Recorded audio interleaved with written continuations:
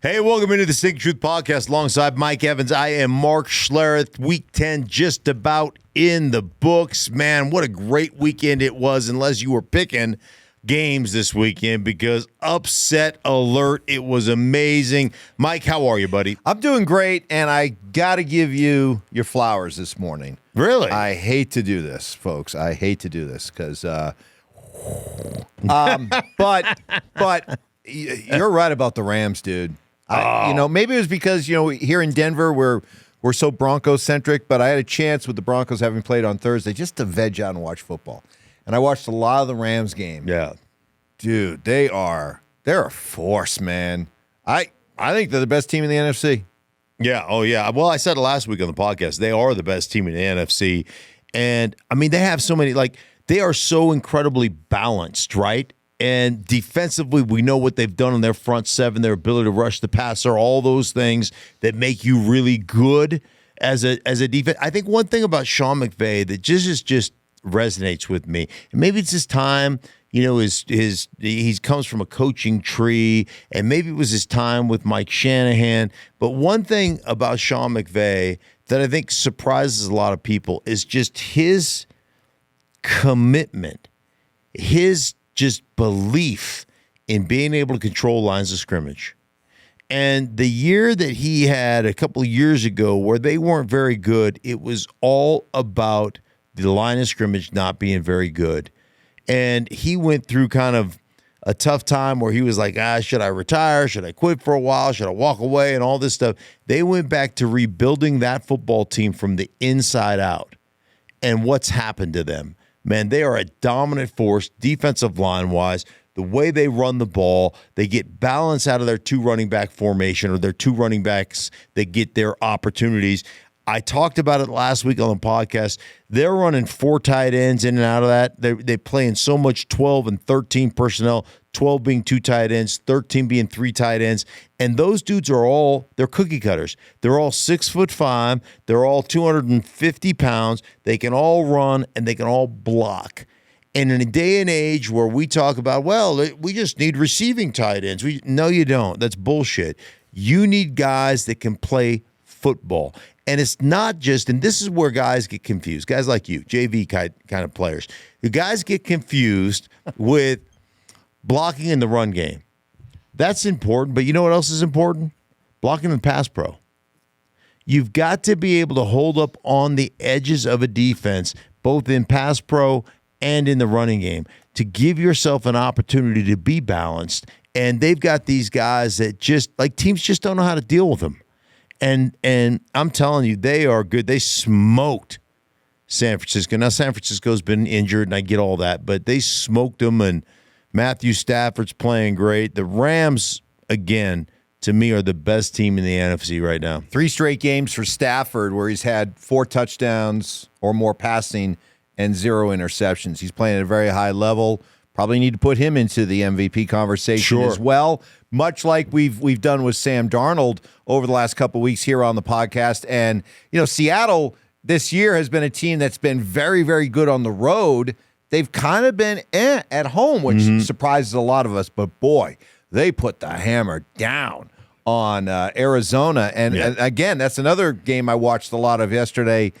I mean, Seattle they got to be talked about among the NFC's elite. Yeah. They're not just a, nice, fuzzy contender. They're legit. Yeah, I think Mike Macdonald is one of those guys that you'd have to start thinking about in Coach of the Year conversations. He and Stinkin. Mike Macdonald is one of those dudes, and I liked him. When I did a Seattle game and met with him, man, he was just so point blank on what they wanted to be. And I always talk about this on the offensive side of the ball. We have an identity of who we need to be.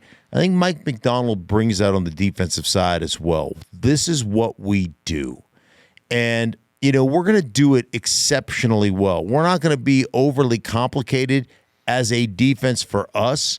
Now, we'll give you some looks that are going to be complicating for you, or complicated to you, but I think they do a great job. I think they've got an unbelievable rotation on the defensive side of the ball with the guys they've got, like Williams is a phenomenal big cat's a big-time player. Lawrence that they brought over from Dallas has played well. They've got a great kind of combination of pass rushers. They don't have that one dude that just is like, oh my goodness, how are you going to block that dude? But they've got 3 or 4 guys that if they get one-on-ones, they're going to beat you. And they do that exceptionally well. And then last week was interesting because I know they created some turnovers and some opportunities in those things. But last week, Darnold had 14 attempts. I think he was 12 of 14 last week. They ran the snot out of the ball. I really like the way they're built. And then you want to talk about executive of the year. How about John Schneider? Yeah. Because John Schneider went out and said, hey, man, Pete Carroll, hey, we're going to move on from Pete Carroll. And everybody's like, what? You're going to do what? You can't move on. And then goes out and gets Mike McDonald. Then they hire a college coordinator. That's not going to work. We get rid of him. Mike McDonald wants that Gary Kubiak, that Mike Shanahan, that Sean McVay type of offense. So he goes out and gets Clint Kubiak, right? Making that decision. And then John Schneider goes in a meeting, he goes, hey man, we're moving off our quarterback. Geno Smith wants this much money. It's too much money, guys. And the biggest thing when I was talking to John Schneider 2 weeks ago, he was like, the biggest thing for me is that Sam Darnold's just a dude. Like, he is the dude. Like, and I don't know how to define it. You just know it when you see it. He's a guy that everybody resonates towards, and he's a guy that has been through it, right? So guys respect the fact that he went from top pick to bottom of the barrel to, hey, you're not good enough to play in Carolina to he's the dude. And he got, he has a breakout season, all-time breakout season, and they go, yeah, not good enough in Minnesota, and dump him. So I think it's just a really cool story where the Seattle Seahawks right now are, and they're are they top 3 team in the NFC? I think it's Detroit. I think it's the Rams first, Detroit. Then does it go to Seattle? I guess if you're looking at Philadelphia as there's something legitimately different about Philadelphia, or maybe you just want to give Philadelphia the champion's benefit, right. And that as we get deeper into the season, they'll start. So I think out of championship respect, I would still put Philly ahead of Seattle. Third. Would you go Seattle 4th? Now I'm trying to think of who else is good. Well, then I have to. Then it comes down to Green Bay. Well, Green Bay has been wildly inconsistent, I would put Seattle right? ahead of Green Bay. Right? I'd put Seattle ahead. I'd put Seattle 4th in the NFC power rankings. So I'm looking at Philadelphia 6-2, Seattle 7-2, the Rams are 7-2. Green Bay, about the record. You're one of those. Your 5-2-1. You are not what your record says you are. Oftentimes you're not in Tampa Bay. I'm just looking at who I think is really good. Yeah, I would put Seattle 4th. I think so. I think in the overall power rankings of the NFL, I think I would go that direction. Yeah. Speaking of Detroit, Dan Campbell took back the play calling. Now remember, Dan Campbell used to be the play caller before Ben Johnson. Now apparently not happy with John Morton, first-year offensive coordinator. He took the play calling back. Very good first results as they put up 40+. Yeah. And Dan Campbell, people don't realize when Dan Campbell took over in Detroit, he was the play caller. And that was a slow process, a trust that had to be built between he and Ben Johnson. And then obviously didn't like the way things were going. I don't know exactly what it was, but that made him get off of that. Maybe a loss that he didn't like the way the game was called, but took that over. And I think one of the things that's interesting to me about Dan Campbell is, and I say it all the time, he plays the role of meathead well. People they think about biting kneecaps and they think about all those things. Dan Campbell's a really smart football guy. He really understands what he wants, and he's a real big-time identity guy. He knows the way he wants his football team to be built, and he's deeply involved with Brad Holmes, the GM, and how we're going to build this football team. And he knows the identity the identity that he wants his football team to have. And so those are two big, to me, those are two really big. What's the word I'm looking for, Mike? Like pillars of where you want to be. And so I want a physical football team that I know can run the ball in critical situations when you have to run the ball. I want a dominant offensive and defensive line. Like, those are the things I want to have, a tough physical football team, not just finesse, but I have to be skilled enough to be finesse at the same time. And that's the way he's built that football team. That's what he wants as a play caller and a head coach. Couldn't ask for better balance. You had 33 pass attempts, 33 runs, 15 runs for Jahmyr Gibbs, 15 for David Montgomery. Yeah. I mean, it was a play caller's paradise. Yeah, that's it. And exactly what you want. You want that 1-2 punch from your running back position, and Gibbs is just one of those special dudes. But you want to be like, you've got the talent and you've got an offensive line that can beat people up. The one thing you don't want to do is you just don't want to get into unbalanced situation, especially when your most dynamic player on the offensive side of the ball. You can say whatever you want, but your most dynamic guy is Jahmyr Gibbs. And so that guy's got to be involved in the game plan. Or if he's not, it's at your own peril. So as we were just talking about the Lions here, I got a note came across. Not a surprise.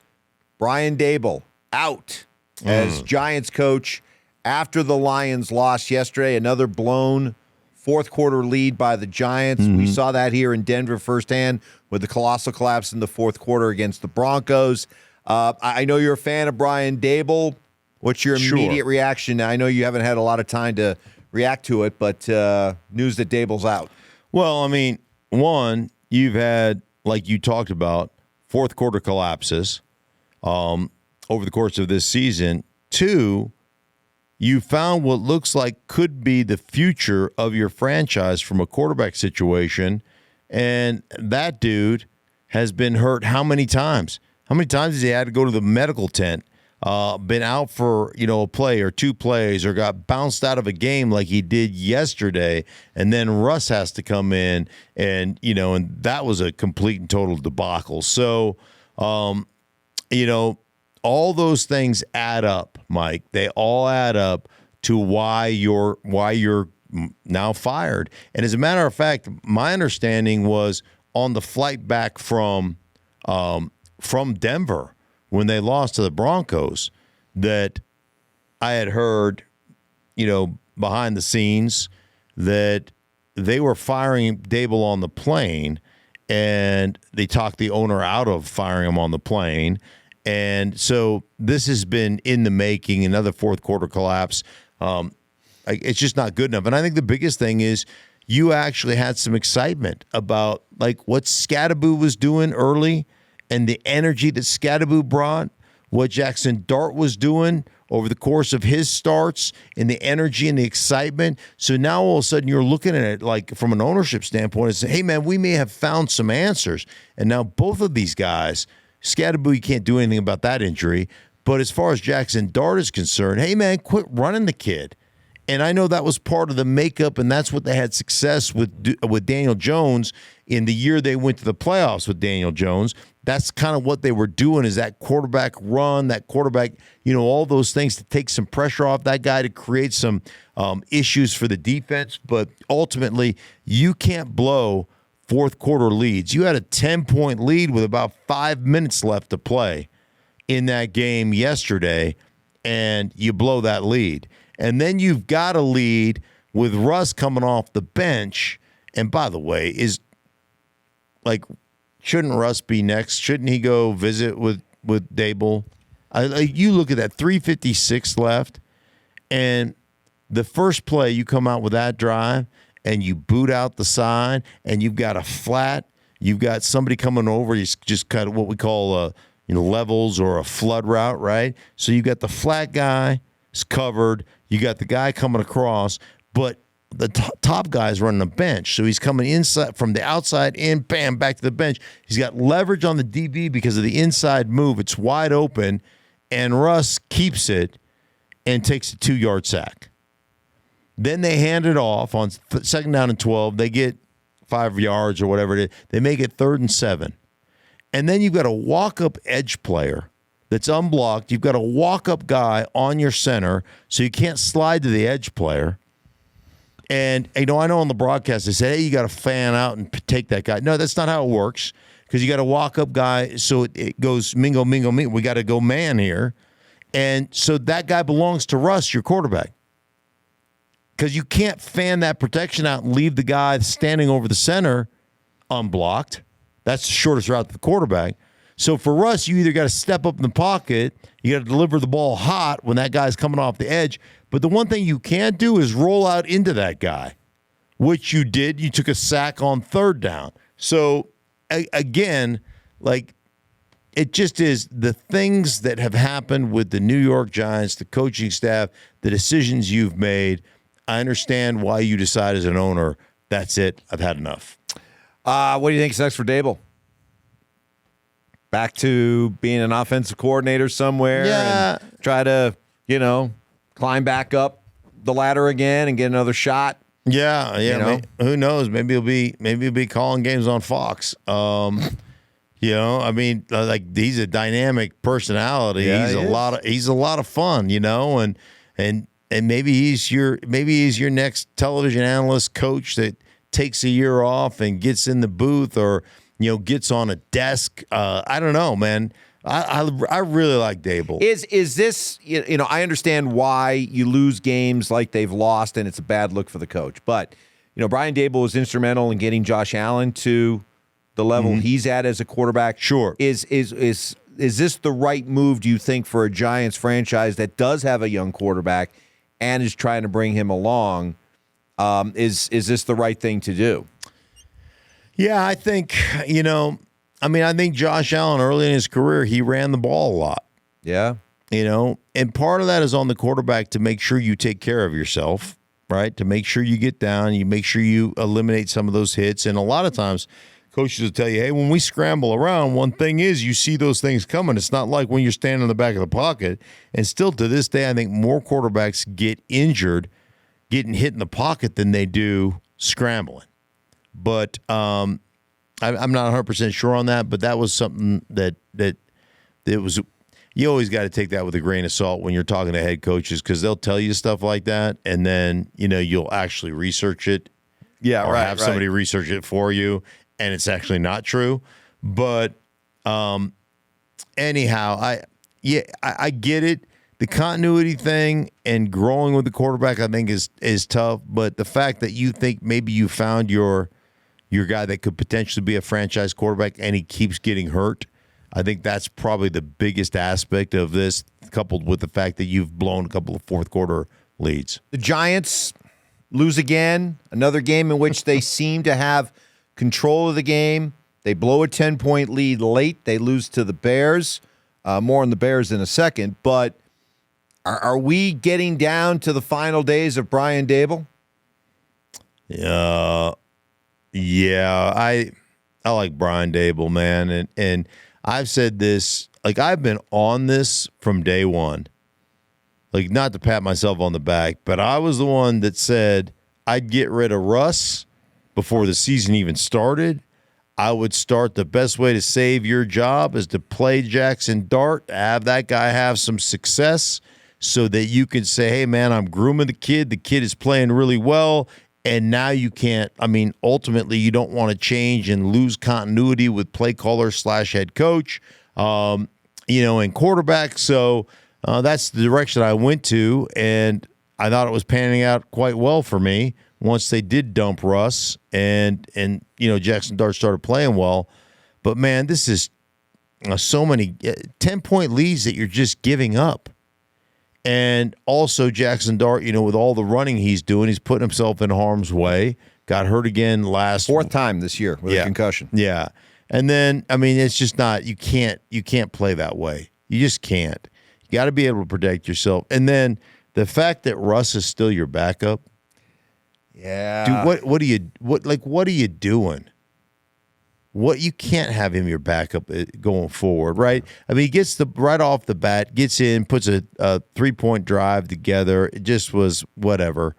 And then he comes out, and you've got the lead, 3:56 left, and I think it's 2017. The first play, you run a boot boot action. So you're running some type of flood concept, and you've got an underneath kind of just flat route with the receiver on the top kind of pushed in and ran a bench. And he's got complete and total leverage on the DB on the bench route right to the sideline. And Russ doesn't throw it, which he's, does a lot. Doesn't throw it to an open guy on an intermediate opportunity and ends up running to the sideline and taking a sack.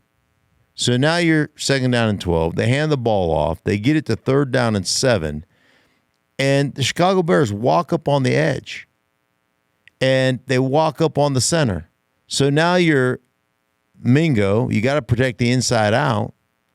And there's nobody for the edge rusher. And they're coming out of a bunch, so they've got DBs back. Like, it's 3rd and 7. You're going to complete that ball easily. If the guy breaks a tackle, it's a 1st down. If not, then you got a decision to make, right? Whether we're going to punt or whatever. But at the very least, you're protected inside out, so you got to step up in the pocket, something that Russ never wants to do. And he rolls out of the pocket to an unblocked guy and takes a sack. This is the issue. Yeah. And it's unbelievable. And I know on the broadcast they said, well, you can't leave the guy on the edge unblocked. Well, the reason they turned late because the guy over the center holding the center dropped. So then the center turned out, and the broadcast crew goes, oh, you can't leave that guy on the edge. You can't. That's not that guy is the quarterback's guy. That's what it is. And if you don't know that guy is unblocked coming off the edge as a quarterback, if you're oblivious to that, because you can't just go, hey, we got a walk-up guy on the center, but we're going to turn him loose because we want to fan out to the guy on the edge, the furthest away from the quarterback. There's no offense in the world that does that. You don't do it that way. So for Russ, you got to know that dude is unblocked. Instead, and you run right out there, getting tackled. Like, what are we doing? Yeah. Like, you've been in this league for how long? And you still are you think now, he reminds me of me in that. How so? He reminds me this ought to be good. He reminds me of me in that I look in the mirror and I still see 23 and I'm like, damn, man, things looking good. Taut. I'm taut. Yeah. Oh, yeah. The hair looks good. It's not even gray. I mean, I'm rolling, right? It's thick. I look good. Da-da-da. And then I see a picture of myself. I go, who is that fat guy? Who is that big fat dude? Like, Russ still thinks he can outrun a DB. Dude, have you looked at yourself right now? Yeah. You look like a tater tot with legs. Stop. Stop. Step up in the pocket. It is why are you doing this? That's Every funny. time you take a snap, you just tarnish your legacy that much more. Give it to Jameis Winston and move on. Very, very quickly here, and I want to get over to the AFC, but the Bears. What would be your message to Bears fans watching this? Is this now, in your mind, is this a playoff team? No, will they make the playoffs? They might. Well, that's what I mean. Yeah. No, I mean, do you think this is going to be a playoff team? Yeah. Yes, they could make the playoffs. I think defensively they're what, 6-3? Yeah, I think that. Yeah, I think it's really interesting because you look at them being down 20-10 late in that game, and doing what they were able to do. But you look at Caleb Williams. Caleb Williams still on schedule, not a great quarterback. What happened in that game? He got off schedule, man. He extended some plays at the end of that game where he's got the ball literally for like 8 seconds behind the line of scrimmage, making 4 guys miss, scrambling around, making a throw downfield. That's what that's what they're trying to get away from. But, man, what an asset it is to have when things do break down or you are playing that style of football where you're down and you got to make a comeback. And that's really where he's great. On schedule stuff, that's what Ben Johnson's still working on. That's still what he's not, as efficient as Ben Johnson would like him to be.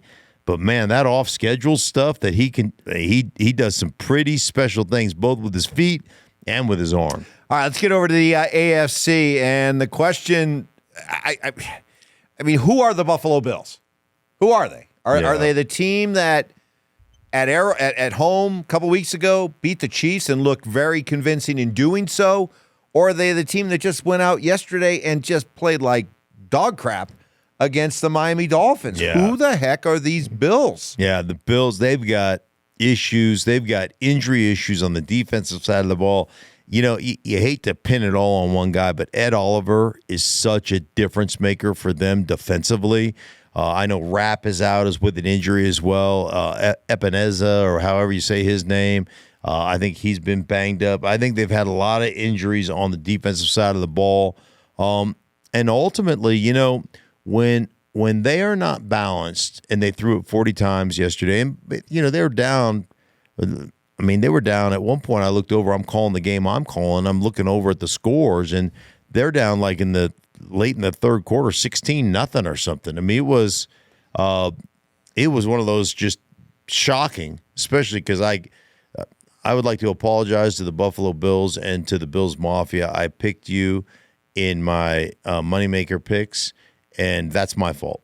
The Bills' lack of success, that's on me. It's a stink curse. Yes, it's on me. I would like to officially apologize. Please accept my apology. Now, not only I'll whip your asses in a Super Bowl, but now I picked for you, and you lost to Miami in a Batwing Bills game. fans understand that there are larger forces at work, and so they've grown up with that. So yeah. Add this to the mix. All right, so here is my solemn pledge to you. I'm not going to take the Bills anymore. All right, you guys should go on a run because I'm no longer going to pick the Bills. Yeah, like every time I pick the Bills, they lose in dramatic fashion, and so that is on me. I am right here, hand up. That's on me. Well, the Bills find themselves in a very unusual position because they're looking up at the Patriots, who are now a clear 2 games ahead of them. Plus, they have the tie, because of the tiebreaker. So, New England. Did you see Henderson at the end of that game? By the way, I thought that I've never seen that. So, for those who didn't see it, Travion Henderson was heading in for a touchdown to put him up. Breaks a long run down the sideline, down the left-hand sideline. And this is going to put him up 28-16. But they're under 2 minutes left. And Tampa's out of timeouts. And so he actually, as he's cruising in at like the 15-yard line, looks over to the sideline and points like, do you want me to go in? And starts veering to buy himself some time, veering into the middle of the field so he can look at Mike Vrabel and goes, and he's pointing. He goes, you want me to go in? You want me to go in? I've never seen anything like that. I haven't either. And so, I don't know, apparently got the blessing. He ends up he got the scoring. He got the papal blessing. I think Vrabel went like this on the sideline. Yeah, he goes, want me to go in? Want me to go in? And so then he went in and scored. But it just goes to show that every button that Vrabel is pushing right now is working because, he did go in to score. Tampa comes down and scores. They had to get a great play from Stephon Diggs on the onside kick, who made a great catch to go up and get the onside kick. And then he also played a little fast and loose. He gave up a play down by the goal line. Did you see this? No, I didn't. You didn't see this? No. Okay. So they've got a 1st and goal at the end of the first half. He has Drake Maye just take a knee on 1st down to keep the clock running because he doesn't want Tampa to get any time. Gets to a 4th down, and they end up a beautiful pass by May. Diggs goes up and makes a catch. He gets 2 feet. It was a very, very that's the touchdown Diggs play. Had. Right, yeah, It was a very, so if he doesn't make that play, they don't get anything. Yeah. And Vrabel looks like a dummy. But everything is working for him right now. Yeah. He's on a roll. He's big. He's been big on going for it on 4th down. They've been unbelievable, both sides of the ball. Their young quarterback in Drake Maye is playing an MVP level. Did again yesterday with some big touchdowns. There's some excitement there, and they have really done some things. We saw this here in Denver with Bo Nix just really struggling on a Thursday night game against the Raiders. And then you got an opportunity to watch. Yeah. You watch Drake Maye. You watch that New England game. Here's what stands out to me. When we talk about young quarterbacks, right, and we've been talking about second-year quarterbacks, how much they look to take off and run, when there's pressure, even if they don't really see pressure. You talk about Caleb Williams, J.J. McCarthy did a bunch of it. Bo Nix has been doing a lot of it. Maye I was very impressed by how calm Drake Maye is in the pocket. Yeah. There's a lot of calmness. There's not a lot of happy feet. He stands in there. He's willing to let the pocket get muddy, still deliver the football. He's willing to take a hit, still deliver the football. I don't know. I came away very, very impressed. How many second-year quarterback? Yeah, no, he's been unbelievable. How many rushes did he have yesterday? Do you know? Let me just look really quick. I got it right here. Okay, so because Drake Maye is one of those dudes. So he had 7 rushing attempts, only had 13 yards. Yeah. Okay, but the reason I asked you that is because one of the things that I did one of their games a couple of weeks ago, and one of the things I talked to the Patriots about was it was a Patriots-Cleveland game, and I talked to Josh McDaniels just about the development of Drake Maye. And he's like, I'd like him to run a little bit less. I'd like him to take a few less hits than he takes in the pocket and stuff. But when I studied him, there was so much of him just going 1 to 2 on the front side. If that's not open, take off and make a play with my feet. And so I just said to Josh, I go, that's what I'm seeing on a consistent basis. Am I off base there? He goes, no, that's exactly kind of the way he's operating right now. Now, he goes, I'd love to see him get 1, 2 to 3. 1 to 2 to 3 is the next progression, and that would take some of those hits off of him, some of those sacks, some of those scrambles, and all that stuff. And he gets there occasionally. He just doesn't get there consistently. You were working your own game yesterday. You might want to. I don't know. Just to my untrained eyes, it looked like he was letting a little bit more time for the play to develop. Right. Well, but that's the next step. Is what Josh was saying. He's going 1 to 2 to 3, 1 to 2 to 3 to check down. So we're trying to get him off some of the scramble stuff, but it's at his time and what he feels comfortable with. And then he was like, man, the kid is so smart, insatiable appetite, da-da-da-da. And I go, oh, so you're saying he's better than Brady? And he goes, I did not say, right? He's like, oh, but, I'm just going to needle a little bit. But that's where he is. But here's the whole point of me saying this stuff is you look at the Broncos right now, right? And you look at Bo Nix and the difference. Bo Nix looks frenetic. He looks like there's too much on his plate. He looks like he's overwhelmed. Where Drake Maye looks like he is calm. Mm-hmm. He is cool. He knows exactly what he's looking for.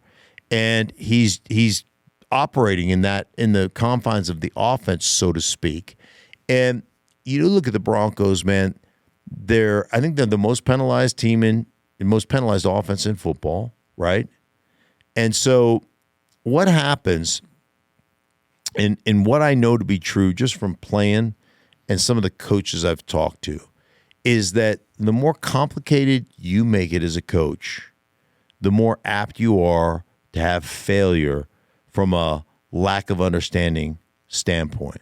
And when you have that many penalties, Mike, normally that's because why? Because you're thinking too much. So if you're using tons of personnel groupings, right? And all of a sudden a new personnel grouping comes in. So you're late on the clock. So all of a sudden you got to force a timeout or you take a delay a game or a guy lines up in the wrong position. You got him getting a new position. Like all those things matter. Or if you're at the line of scrimmage deciding, hey, man, we're reading safety rotation. If the strong safety comes down, we're going to check to this run. If the weak safety comes down, we're checking to this run. If they stay in too high, we're checking to this run. If they get to one high, we want to throw the football. When you're doing all that stuff, it makes you just a little bit hesitant because you're thinking as an offense, I got to think about this. I got to think about that. Blah. And then all of a sudden you snap the ball, and what happens to you as an offensive lineman? Somebody's on your edge. When somebody's on your edge, you feel like, oh, shoot, here we go. This guy's going to make a play. So what do? You yank him down a little bit, right? You hold on to him, and then you get a holding call. And all those little things, like when you have a lot of penalties on the offensive side of the ball, to me, that is, I've got too much stuff that my players are thinking about. Well, then why is Sean Payton doing it? Because this is a guy who's been at the forefront of calling NFL offenses for 25 years now. He's had a ton of success. He knows what really good offensive football is, so he can't recognize that? One reason and one reason only. I think that Sean Payton sees how good a football team he has, especially on the defensive side of the ball, and how he is going to make up for maybe some lack of dynamic nature of the offense through a scheme standpoint. And so I think he's doesn't have the playmakers necessarily. Right. Okay. And I think he's taking some short-term pain for long-term gain. Going, we can win based upon our defense. We'll win a lot of games. And we've had some moments in the fourth quarter where we've really operated well. But for us to do what I want to do with this team, which is represent the AFC and AFC championship game and have a chance to go to the Super Bowl, we're going to have to be able to out-scheme teams in the playoffs. And so I think there's an aspect of him going, I'll take, like, as painful as it is, and you watched him Thursday night, it looked like he was chewing glass on the sideline, like, oh, this glass is delicious. I mean, it was not a good look. And so I think that's part of the evolution of what they're trying to accomplish. All right, I'm going to have to, while I gave you credit at the start of this podcast. Yeah, now you're going to cut me down. I'm going to cut you down. Okay. All right? Because for the last year on this podcast, you've been going on and on and on about how Aaron Rodgers still has a lot of football left in the tank. And I believed you. And then I watched him play last night, and it looked like that tank is on empty. Yeah. So what is it? He insisted, and he came out after the game and says, I have to be better. And, then he talked about the long season, the ebb and flow of the season, and I promised to be better. But, whew. Yeah, it's not They started good. 4-1, and they've lost 3 of their last 4. Yeah. Mike, I am going to acquiesce and say that Aaron Rodgers looked old. Doesn't. Like, there are those moments, and we've all had them, as you get to be an older player where you have that game where you're just like, son of a gun. You tell the story all the time about how you were looking at an old film, a film of yours near the end. Yeah. And you were like, who the hell's that guy? Right. And then you realized it was you. Right. And you said, I got to get out. Do you know in that same season, so I saw that film of myself, and it was I didn't have my glasses on at the time. It was a snowy day, so we were out there, and I'm like, oh, dude, that guy sucks. Like, I thought it was one of our, I thought it was one of our practice squad kids, and I was like, wait a minute, rewind that, and I was like, oh shit, that's me. Like, but in that same season, early in the season, before my knee just collapsed, but early in that season, that was year 12. I had a 3-game stretch where I was playing as well as I had played at almost any time in my career. And I remember talking to my wife going, I'm playing really good, like really well. And I felt that my knee was bothering me at the time, but I hadn't completely just given up. And so, and I'd always played with injury and always been able to play well with injury. But I was like, babe, I might try to see if I can't sign another 3-year deal. Go 15. I could go 15, right? And so we were having this conversation, and then it just, like, I had this big raw spot, big hole in my knee where I had it just was bone. It just pure raw exposed bone. Because the articular cartilage, I don't really have any cartilage in my left knee. All the meniscus is gone. And so the articular cartilage is the covering over the bone, like Formica on top of a table. Right. I just had a big old hole in my knee, and it just got so bad that I literally, every time I would, in just about anything I do, I'd hit it, and my leg would just kind of collapse. And at that point, it was just like, I went from like this just to, whoom, like I couldn't block anybody. See, that was the lesson you learned. Is that after an entire career of going through, always wondering who was ready to jump out around the corner and scare you, boo. Yeah. Always looking for the other shoe to fall, you actually started to feel confident. And that was your biggest mistake. Yeah, my biggest mistake is you feeling like continue to feel like I don't know how long this is going to last. Right. You know. Yeah. Instead, you started to believe. Yeah, I started to believe it could be. And my knees. Whammo. Yeah, it was. Let that be a lesson to you. Right, exactly. Don't ever actually feel like you got things under control. Nope. That's the kiss of death. Yeah, kiss of death. And the rug gets pulled out right from underneath. That's right. All right, for everybody involved in the Stinky Truth podcast, we appreciate you. For Mike, I am Mark. Make sure you subscribe, listen, share it with your friends and family. We appreciate you guys, and we'll be back with you all later on this week.